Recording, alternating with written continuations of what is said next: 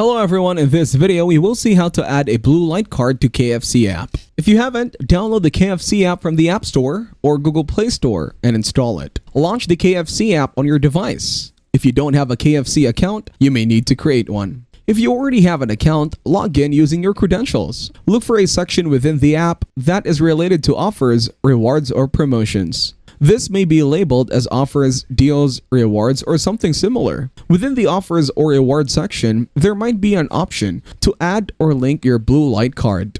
This could be under a loyalty cards, add card, or membership subscription. When prompted, enter your blue light card details. This usually includes your blue light card number and possibly other information, like your name or email associated with the card. After entering the required information, verify that everything is correct. Double-check your BLC number for accuracy. Once verified, save the changes or confirm the addition of your BLC to the KFC app. You should receive a confirmation message or notification indicating that your BLC has been successfully added to the KFC app. With your BLC card linked to the KFC app, you may be eligible to receive discounts or any other offers, specifically available to blue light card holders. Check the app regularly for any exclusive deals. If you found this video helpful, you can thank me with a like and subscribe to the channel. See you in another video.